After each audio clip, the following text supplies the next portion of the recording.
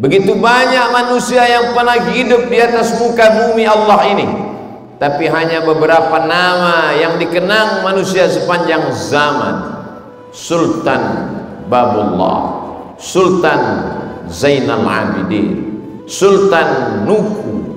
Mereka adalah orang-orang yang diberikan Allah Subhanahu wa ta'ala hidup, pernah berada di atas muka bumi Allah, bernafas dengan paru-paru titipan Allah, dengan udara kiriman Allah, dan mereka makhluk yang bersyukur kepada Allah. Hasiban nasu ayyusraku ayyaqulu amanna. Apakah manusia itu dibiarkan begitu saja berkata amanna, kami percaya Allah itu ada, kami percaya bahwa setelah mati kami akan hidup sekali lagi. Wahum la yuftanun, dan mereka belum diuji imannya. Ketika kau berani berkata asyhadu an la ilaha illallah wa asyhadu anna muhammadan rasulullah, maka saat itu engkau berani berkata, ya Allah, aku percaya kepada engkau, maka ujilah iman. Mereka dulu imannya diuji dengan kedatangan para penjajah, nyawa menjadi taruhannya, berani hidup iskariman atau mati, au mut syahidan, hidup terhormat atau mati menjadi syahid. Dan mereka berani meninggalkan kekuasaan, nyawa, keluarga demi tegaknya agama Allah Subhanahu wa ta'ala. Oleh sebab itu presiden kita dengan bangga bersama para pejuang menuliskan di pembukaan Undang-Undang Dasar Negara Kesatuan Republik Indonesia, atas berkat rahmat Allah yang Maha Kuasa dan keinginan luhur bangsa Indonesia. Mengapa? Karena iman itulah yang membuat orang tidak takut mati. Iman itulah yang membuat mereka berteriak Allahu Akbar, sehingga penjajahan di atas muka bumi Nusantara hilang dari mukaan bumi ini karena teriakan orang-orang yang tidak takut, tidak ngeri, tidak cemas. Mereka adalah wali-wali Allah.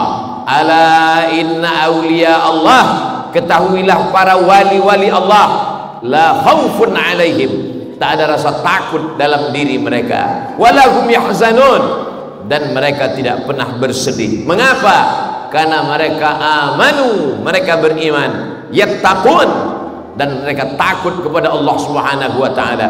Lahumul busyra, mereka mendapatkan kabar gembira, hati mereka selalu senang walaupun tubuh mereka terpenjara, jiwa mereka selalu tenang walaupun mereka berada dalam siksa. Karena bagi mereka dunia ini hanya sekedip mata, kehidupan kekal abadi hanya di surga Jannatul Firdaus bersama Allah, bersama Rasulullah sallallahu alaihi wasallam. Kalaulah bukan karena iman, sampai hari ini kita masih terjajah. Kalaulah bukan karena keyakinan yang kuat bahwa mati akan menjadi syahid. Syahid artinya disaksikan. Mengapa mereka disebut disaksikan? Karena saat kematian itu datang kepada mereka, para malaikat turun menyaksikan mereka. Syahid bermakna syahid, menyaksikan. Mengapa mereka disebut menyaksikan? Karena mereka menyaksikan tempat mereka di surga sebelum malaikat mencabut nyawa. Malaikat sudah turun menjumpai mereka sebelum malaikat maut. Maka ada malaikat-malaikat yang datang membisikkan kepada mereka, innalladzina qalu rabbunallah, orang-orang yang berkata Rabbku Allah, summastaqamu, kemudian mereka istiqamah, tatanazzalu alaihimul malaika, turun malaikat kepada mereka. Apa kata malaikat? Alla takhafu, jangan kau takut, wala tahzanu, jangan kau sedih.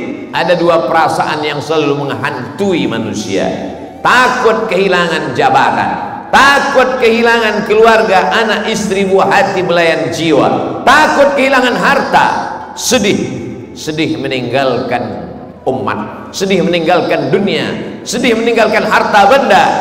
Mereka yang sudah bersemayam iman dalam hati, jiwa, pikiran mereka, takutnya hilang, sedihnya melayang saat jiwa itu kosong.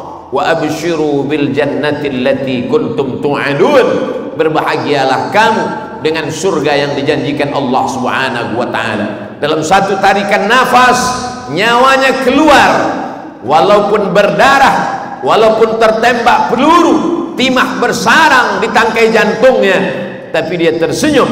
Mengapa? Bukankah kesakitan dia rasakan saat kematian? Bukankah kematian itu seperti tebasan pedang di tempat yang sama beratus kali? Bukankah kematian itu seperti tikaman pisau di liang yang sama beribu kali? Bukankah kematian itu seperti kambing yang dikuliti hidup-hidup? Tapi mengapa mereka tersenyum?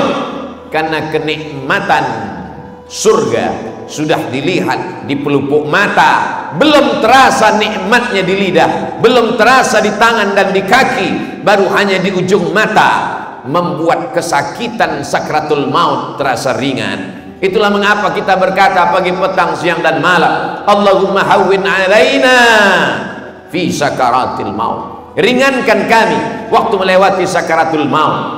Mereka sudah melewati dunia ini, mereka berada di atas tanah ini, di bumi yang sama, di udara yang sama, dengan suku yang sama, dengan bahasa yang sama, dengan zaman berbeda, dengan tantangan yang tak serupa. Apa yang membedakan kita dengan mereka? Apakah beban kita di zaman ini lebih ringan? Beban kita lebih berat. Dulu mereka berhadapan dengan orang yang berbeda warna kulitnya, berbeda rupa dan bahasanya, berbeda keyakinannya. Hari ini kita berhadapan dengan orang yang mungkin rupa wajahnya sama dengan kita, tapi hatinya kotor. Mereka dikatakan Allah Subhanahu wa taala yang tidak menggunakan mata untuk melihat nikmat Allah, yang tidak mendengarkan telinga untuk mendengar ayat-ayat Allah, yang tidak pernah memakai hati dan pikiran untuk merenungkan ciptaan Allah, firman Allah, sabda Rasulullah sallallahu alaihi wasallam. Ulaika kal an'am, mereka seperti binatang, bal hum adall, lebih hina daripada binatang. Ada orang-orang yang paling mengerikan untuk dijumpai. Walladzina idza khalau ila syayatinihim idza laqul ladzina amanu qalu amanna.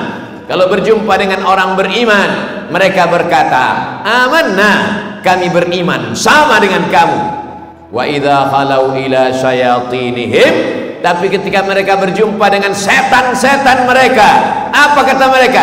Inna ma'akum, kami bersama kamu. Lalu kenapa kamu bisa berkata bersama dengan orang beriman? Yastahzi'un, mustahzi'un, mereka hanya mengolok-olok, hanya mengejek saja. Oleh sebab itu ayat yang paling panjang bukan untuk orang kafir, tapi untuk orang-orang munafik. Neraka jahanam panas, tapi ada yang lebih panas, keraknya neraka jahanam. Innal munafiqin, orang-orang munafik, fid darkil asfal, letak mereka adalah di dalam keraknya neraka jahanam. Mengapa demikian? Karena mereka menampakkan diri seperti orang beriman, seakan-akan percaya kepada Allah.